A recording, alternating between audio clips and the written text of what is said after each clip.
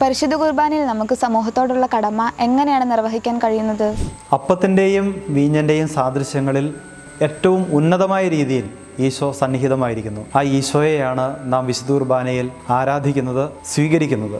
അപ്പത്തിലും വീഞ്ഞിലും സന്നിഹിതനായിരിക്കുന്ന അതേ ഈശോ പാവപ്പെട്ടവരിലും പാർശ്വവൽക്കരിക്കപ്പെട്ടിരിക്കുന്നവരിലും രോഗികളിലും ആർക്കും വേണ്ടാത്തവരിലുമൊക്കെ സന്നിഹിതനാണ്. കുർബാനയിൽ ഈശോയെ ആരാധിക്കുന്ന നാം ഓരോരുത്തരും ഈശോ എവിടെയൊക്കെ സന്നിഹിതനാണോ അവിടെയൊക്കെ ഈശോയെ ആരാധിക്കാനും ശുശ്രൂഷിക്കാനും കടപ്പെട്ടിരിക്കുന്നു. അതായത് നമ്മുടെ പാവപ്പെട്ട സഹോദരങ്ങളിൽ, രോഗികളിൽ, ആർക്കും വേണ്ടാത്തവരിൽ ഈശോയെ കാണുവാനും ശുശ്രൂഷിക്കുവാനും നാം ശ്രമിക്കുമ്പോൾ മാത്രമാണ് കുർബാനയോടുള്ള നമ്മളുടെ ആരാധന യഥാർത്ഥമായി മാറുന്നത്. അതുകൊണ്ട് തന്നെ വിശുദ്ധ കുർബാന സാമൂഹിക പ്രതിബദ്ധതയുടെ കൂദാശയാണ്. കാരണം ഈ കൂദാശയിൽ പങ്കെടുക്കുന്ന ഒരു വ്യക്തിക്ക് സമൂഹത്തോടുള്ള തൻ്റെ ഉത്തരവാദിത്വം നിർവഹിക്കാതിരിക്കാൻ സാധിക്കുകയില്ല. സമൂഹത്തെ പടുത്തുയർത്തുന്ന കൂദാശയായ വിശുദ്ധ കുർബാനയിലേക്ക് കൂടുതൽ വളരാൻ നമുക്ക് ഓരോരുത്തർക്കും സാധിക്കട്ടെ.